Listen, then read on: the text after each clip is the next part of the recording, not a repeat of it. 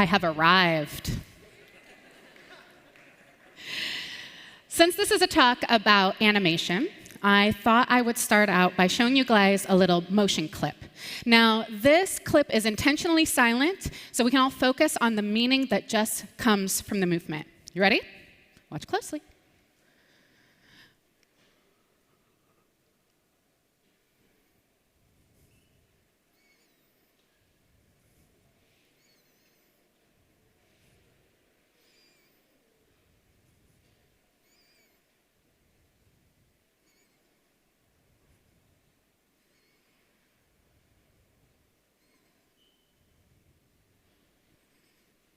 All right, who saw a little story play out on the screen just now? Right? I don't know about you, but I saw that big, bad orange triangle picking on that poor little circle. But luckily, that small gray triangle was there to keep him in line and save the day. Is that pretty much what you guys saw? Yeah, and that's crazy, right? People from around the world have a shared understanding of a whole story with heroes and villains and victims. And there's no sound, there was barely any images, no pictures. All of that meaning came from the motion. And this makes sense because our brains have evolved to understand the world around us by how things move. Everything from how far something is away from us to whether that person that we're looking at is about to attack us. All of that is based on how things are moving. And that's, in fact, studies have shown as much as 55% of what we understand in any given face-to-face conversation comes from those nonverbal cues. This is why conference calls are so frustrating. You are literally missing half of what you need to have a full interaction with that other person. And yet when it comes to digital interactions, so often motion design is thought of as fluff, right?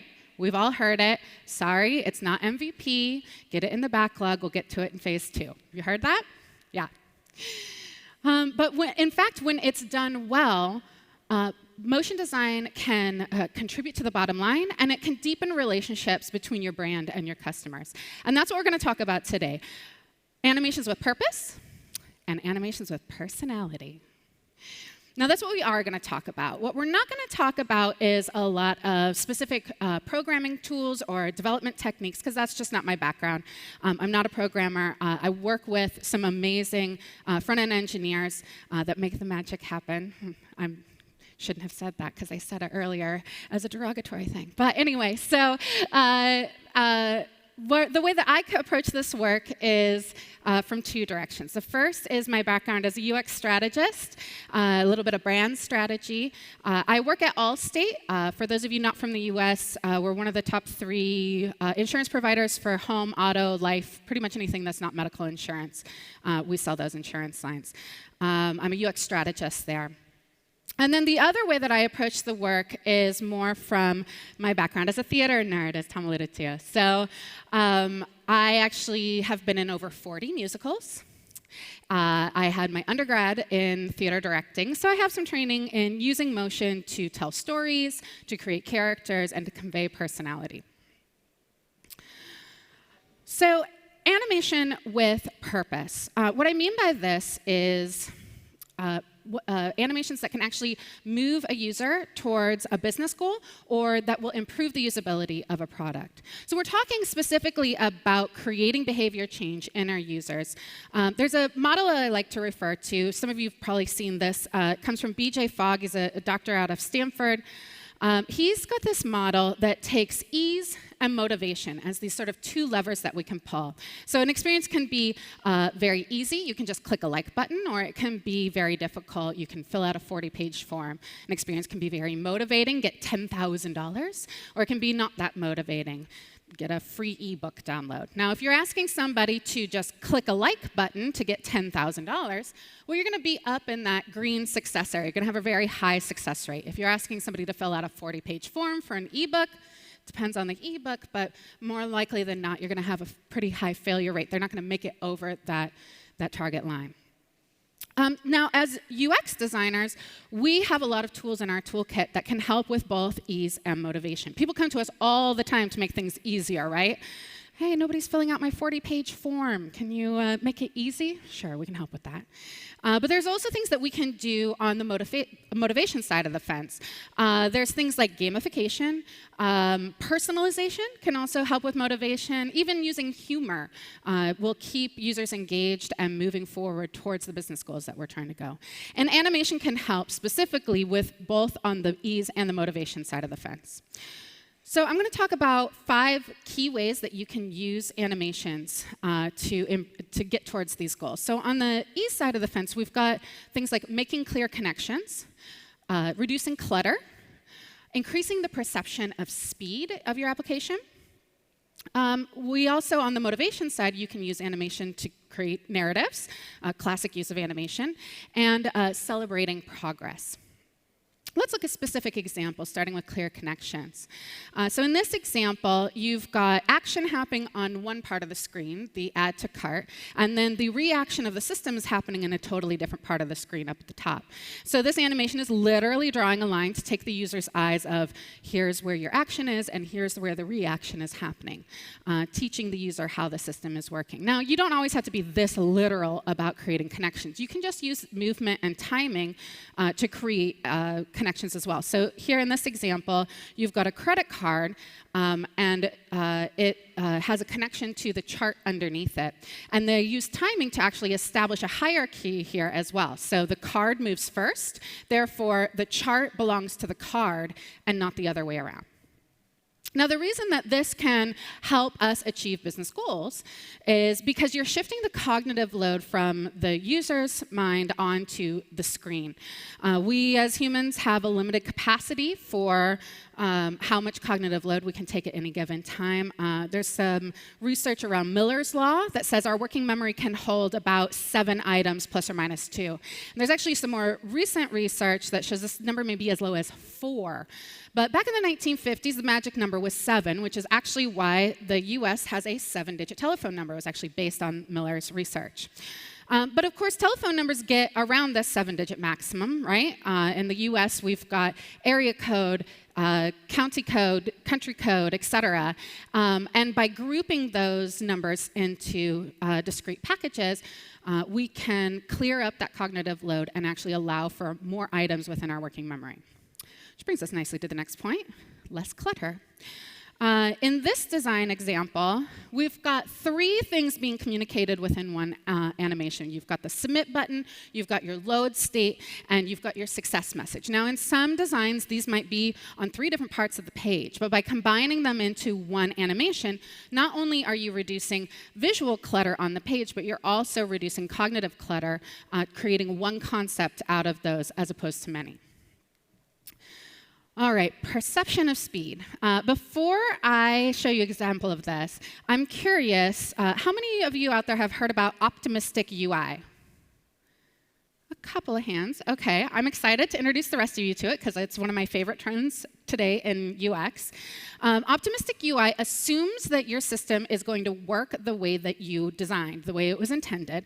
And so instead of waiting for the back-end system to complete whatever it's doing, it just goes ahead and moves the user on to the next step of the process. So here's an example of an anti-example. This is a not optimistic design. So in here you've got, it says hello world, you press send, and then you block the user from taking any further actions until that signal goes all the way out to the tower and says ping, and comes all the way back, yes, successfully sent. It's just not very respectful to users. A much better pattern is an optimistic pattern, much more close to what we're all used to in text messaging. Gives a little bit of transparency, uses that animation to give that transparency. It's not sent yet, but it doesn't block the user. It allows them to start composing their next text. There's other ways that we can increase perception of speed. So something like skeleton load. This is from one of my products, Allstate, my account. We use several services to populate information in here. And for a while, we were waiting for all of those services to come back. Which would take 3 or 4 seconds and make our whole system seem slow. But really, there was just one slow system, the payment information. So what we would do now is we load the whole page that we can, use the skeleton animation to let people know there's stuff coming. And honestly, lots of times people are using that top navigation or they're scanning down the page to create a mental model of how the information is organized. And by the time they get to that part of the page, lots of times they don't even notice that we have been skeletoning that information. So these are some ways that you can use to make your system feel faster. Creating a narrative. Animation has been used since before Mickey Mouse to create narratives. It's really, really good at telling stories. And from a business perspective, the reason this is important is because stories are up to 22 times more memorable than facts alone. So if you have a value proposition or some key takeaway that you really want to stick in your user's mind, creating a little narrative around that story can really help them take that in and have it be sticky in their memory. Another way that you can use narration is actually create a narrative arc around the user's journey through your site. So you can tell them, here's where you've been, here's where you are, here's where you're going next. So both of those are ways that you can use that narration. And finally, celebrating progress. This is one of my favorite uses of animation. I feel like you can really get a good bang for your buck here. Because the celebration animations like this one from the Apple Watch, you can get a lot of brand personality in there, but they're also highly effective.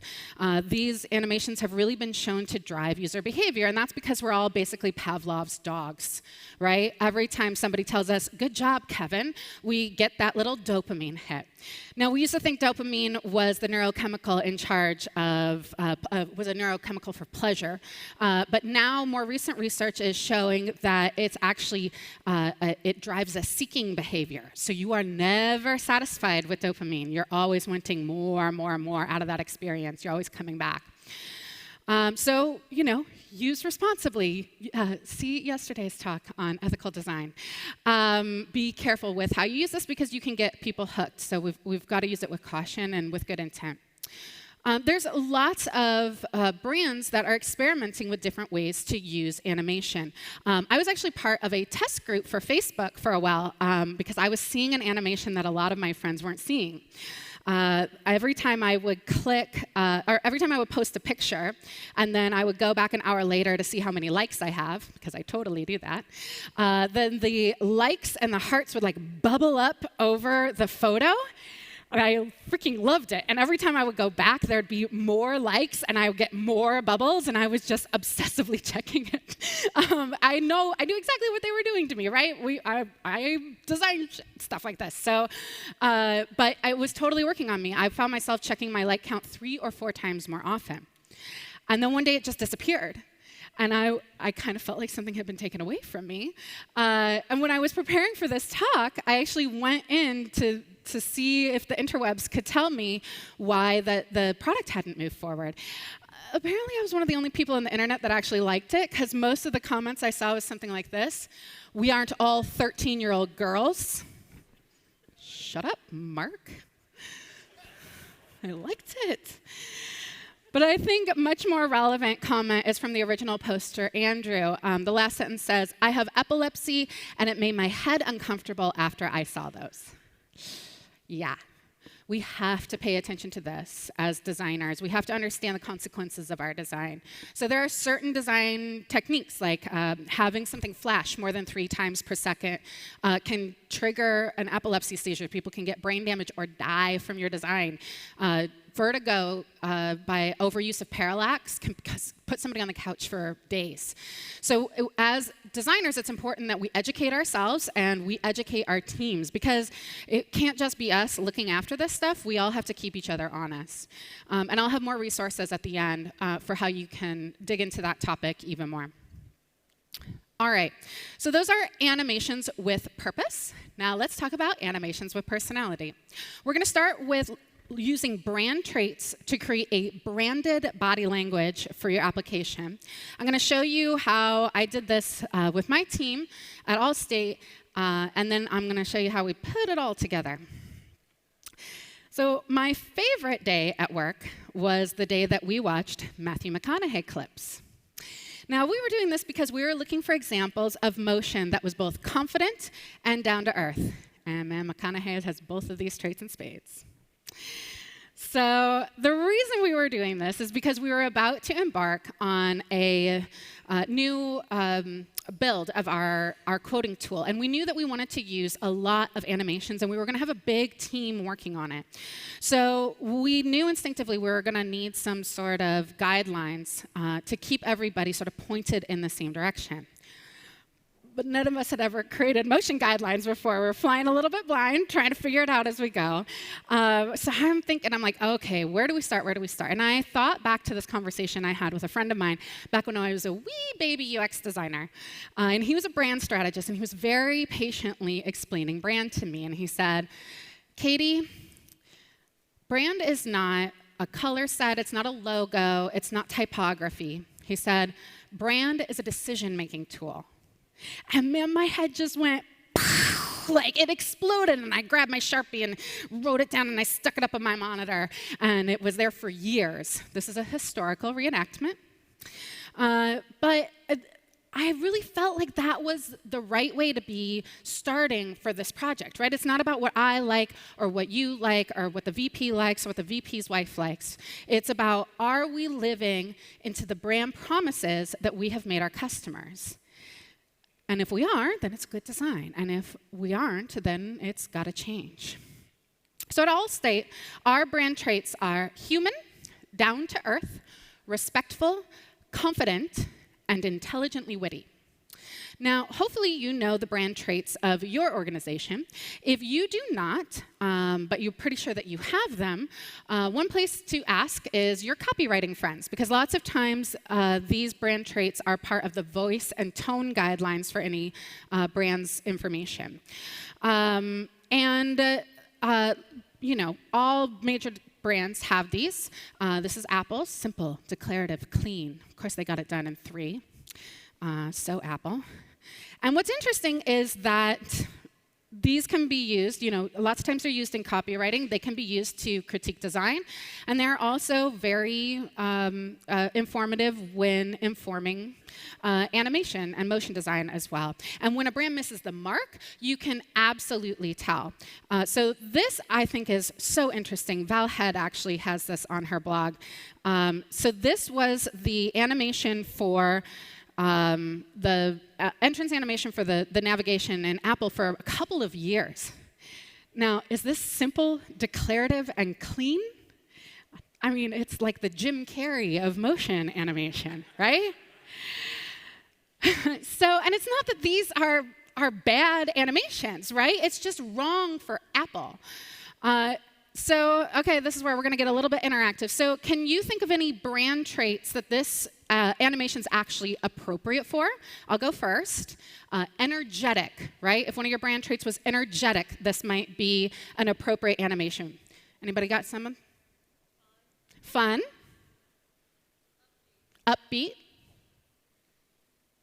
Yeah. What? Playful, yeah. Sometimes I get youth. You know, it's a youthful thing. And any brands that this would be an appropriate transition animation to use on one of their applications? Disney. So when I look at this, I was thinking youthful, energetic, maybe even a little aggressive. Like there's like a little bit of punch to it. So my mind actually went to Nike. So I started looking at some of the motion that is used in Nike commercials, and I looked at the motion design that was used in their applications. And you can see how those different motion types are very related, right? They're definitely part of that same brand language. So if you're looking to do some of this work for yourself, maybe you don't have a cache of old commercials that you can look at for your brand. Maybe you're a trust brand like a bank or an insurance company. You might use an inspiration from motion like this. This is a dancer from the Houston Ballet, right? There's so many beautiful visible metaphors here. Sticking the landing, hitting the mark, right? I trust this guy. I would leap into his arms like he's Patrick Swayze. I know he would catch me, right? And when it comes to using this and interpreting it into an interface design, you've got something like this. It pulls back from the screen, and it lands precisely. There's no big bounce at the end. It knows exactly where it's going, and it goes exactly there. I trust this interface. I would give it my credit card information. I would leap into its arms. So we did this at Allstate. We kind of were making it up as we went along, and we were looking at hundreds of clips. We looked at, obviously, interface animation. We're all over that dribble site. We looked at cartoons. We looked at movies, trying to find examples of movement that we felt were human movements. So we found things like this clip from Being John Malkovich. These are actually marionettes, but they move in such a human, lifelike way. And so we were saying, okay, why do these feel so human? And what we figured out is that it has this fluidity, the sense of connection. It's not like Pinocchio, where it's just moving one piece at a time, right? All of the parts of these marionettes move in sync. There's even a sense of like breath in the puppets, which leads to another very human trait. We are rhythmic people. We have a lot of rhythms that happen in our body: breathing, heartbeat, running, walking. Those rhythms mean different things, even drumming our fingers on the edge when we're impatient, right? We're waiting for something. All of those are rhythms that we recognize inherently. But if those rhythms are too perfect, they start to feel mechanical, because human beings, we are inherently flawed, right? So adding a little bit of wibble wobble, a little bit of imperfection, brings so much personality, so much humanity to the interfaces. All right, this one requires a little bit of setup. So in acting school, they have to teach us how to act surprised, right? Because you have read the script, you know what's coming. So we learn to mimic human behavior when we're hearing something for the first time. And our heads like really react a ton. So we learn these things called head centers. So when you're hearing information for the first time, first you take it in, you have this moment of recognition, and then you react to that information. So John does it really well, right? It's much better than me. So we can use those moments of recognition when the system is taking in that information before it has that reaction. So these were the traits that we decided made a movement human: fluid, moment of recognition, human rhythm, slightly imperfect. Now, I'm not saying every animation has to have all of these components, but if we're trying to make a piece of motion design feel more human, these are some components that we can pick and choose from to give that little bit of flavor. So human was the easy one. That was the easiest one of the bunch. We did 5. Now I'm going to talk to you about the hardest one: respectful. What makes a movement respectful? We really struggled with this one. And then somebody threw out the idea of a Japanese tea ceremony, right? It's very processional, ceremonial. It's slow and stately. You're not rushed through anything. Everything has its moment, has its time, and it's given the due respect in that moment. But respectful movement isn't always slow, right? If somebody gives you an order, it's not respectful to just slowly implement that order, right? No, you want that movement to be, sir, yes, sir, and shoo, go off and get it done. So what we figured out is that respectful movements are very contextual. When you are presenting new information to somebody, then that is the time that you want to take the time to have that presentational ceremony. And when you are receiving an order, then that's the time to go ahead and get out of the way quickly. And we actually decided to animate our entrances and exit animations differently because of that. All right, so I'm going to bring it all together now.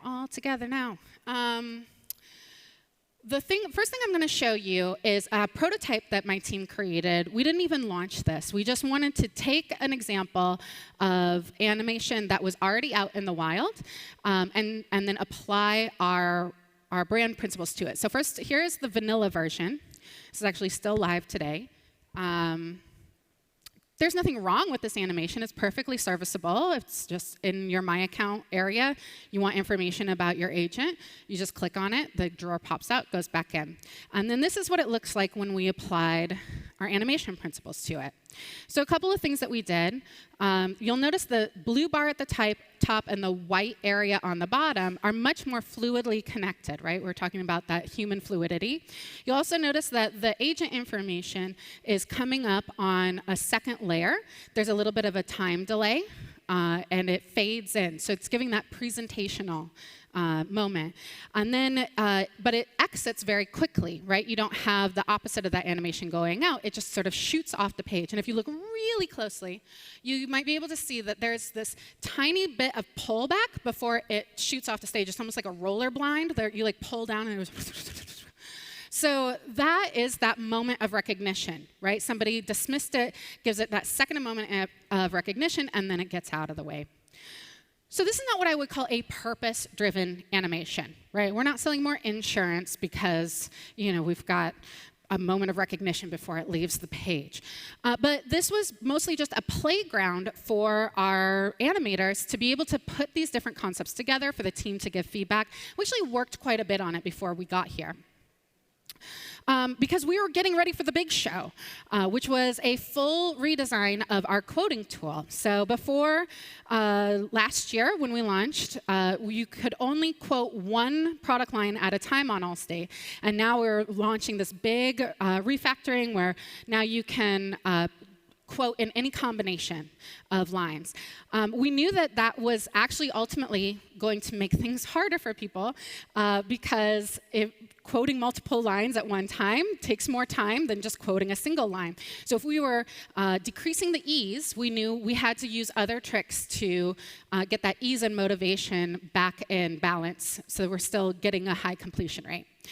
So we used a couple of tricks involving animation. The first was to help people understand the choices they were making by sort of building the home as they went and they answered questions about their home.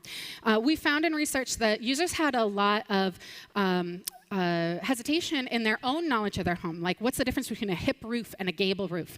People just didn't know, and then they would lose confidence that the quote was going to be accurate, and then they would drop out of the flow. And so by giving them visual feedback, so it's like, oh, yes, that does look like my house, we're getting in this process of co-creation. We're creating it alongside of them, and they have much more confidence. It keeps them pushing forward. Another place that we used animation was, we call them trophy pages. So this is, you finish one of the 5 sections. When you finish a section, then you come to a page that looks like this. Right? Give that little dopamine hit with the animation in the center. You're also creating that narrative arc, letting people know here's where you've been, here's where you're going next, here's what remains to be done. And it also helps with perception of speed because this is actually hiding loading calls in the background, giving us a few seconds to get through those so that, but people don't really notice it. And these perform very well. You will not be surprised that our UX audience loved trophies. It was just something that we really like to get, so people really love these. All right, so now we are at my final gift to you. I've got some takeaways. So if you haven't been taking photos yet, this is the time to pull out your cameras. This is a very hard deck to share. It's 450 megabytes, and it does not compress to a PDF because it's all animations and video clips. So I've got a couple of key slides to put together the learning. So one of the questions I always get when I give this talk is, how do we convince our stakeholders to invest in this? We want to do the work, but they won't say yes. So the advice that I always give is to start by picking a real problem to solve that's going to fix a business problem. And while you're doing that, you're going to want to play to animation strengths. So we talked about these, making clear connections, reducing clutter, perception of speed, create a narrative, celebrate progress. All of these things together, not that animation can't do anything else. It certainly can solve hundreds of other problems, but these are the things that it does very reliably well, so you can want to choose from one of those. And then animate in a style that's true to your brand. It does not take that much longer. Once you've figured out what your brand animation styles are, the coding doesn't actually take that much longer to do it in a branded style. So sort of go off with your UX team, do a little pre-work before you approach your stakeholders. And this is the work to be done. So you're going to want to start with your brand traits, collect examples of movement that embody each trait, Work with a developer to translate that to programmable traits, ease, bounce, etc. I was so excited to see the arcs in the Oslo presentation. We actually put stuff like that straight into our animation guidelines. Create guidelines for these 5 things: entrances, exits, object relationships, attention, and transformations. If you cover those 5 things, you will have covered 80 to 90% of the different types of animations that you're going to need in any application. And then try out your guidelines on real work. Something low-key, low-stress that people can take their time on that's not deadline-based, so you can really work out the kinks and have it kind of figured out before you jump into real work. And I know you all are nerds like me, so I have some homework for you. If you want to read more, Val Head is an excellent author on this. She is a Rosenfeld Media author, so you can get her book with one of those discount codes. She also has an excellent newsletter that comes out, I think, weekly that has great examples of UI. UX in Motion Manifesto. If you are looking to create guidelines in your own company, it's a great reference point. I reference them all the time while we were creating ours. I talked about optimistic UI. That was just the tip of the iceberg. Check it out. Google it. There's plenty to learn. Disney's 12 Principles of Animation, The Illusion of Life. If you take an animation class in just about any college, they're going to talk about this book. It's a great place, just basic knowledge of animation principles. And then there's a really interesting article from UX in Motion, Disney is Dead. It's a bit of a harsh clickbaity title because he actually acknowledges that quite a few things are applicable in UI design, but he also talks about which ones aren't applicable. So it's a good companion read to the Illusion of Life. For accessibility, lots of resources in that article. And then I'm always asked about tools. So when I do it, I actually just use Keynote, and then I sit next to one of my developer friends to sort of talk through things while they put it into code and we work out the fine details. And I use Keynote just sort of like rough it in, almost like a wireframe level of animation, and then we refine it in the code, basically sitting next to each other. But there are other tools out there. I think After Effects is probably industry standard, but there's more coming on all the time. And this is my contact information. I would love to continue the conversation. You guys have been great. Thank you so much. Really appreciate it. Thank you.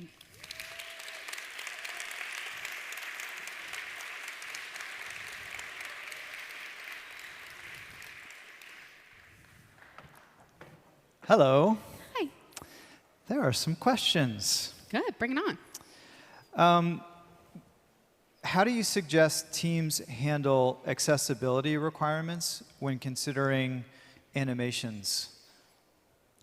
That might be early in the process or later, I don't know. Well, I mean, we definitely need to acknowledge that if somebody like Daniel has a condition, that they are definitely going to be turning off JavaScript and other animation enablers. And so you've always got to have a fallback position, just like you would for any accessibility items.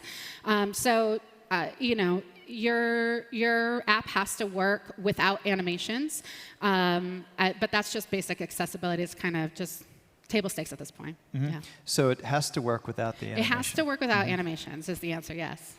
How early in the process do you start thinking and talking about animation?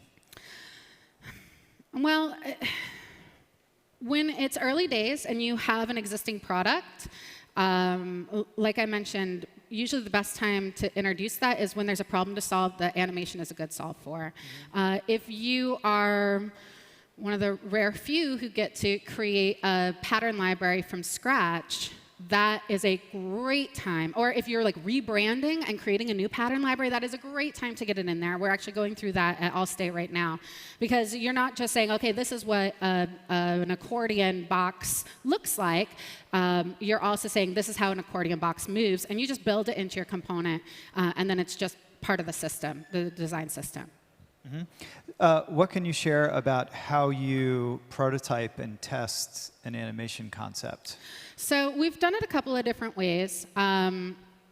Sometimes we, like the trophy pages I believe our earliest tests were just still images, but we did run tests, as we got higher fidelity with the product. I mean, we test pretty regularly, every couple of weeks. And so we tested it multiple times in various stages. Sometimes you're looking for reactions. Sometimes you're looking, how are they feeling about it? But then ultimately, it is how does it perform in market? Does this slow people down?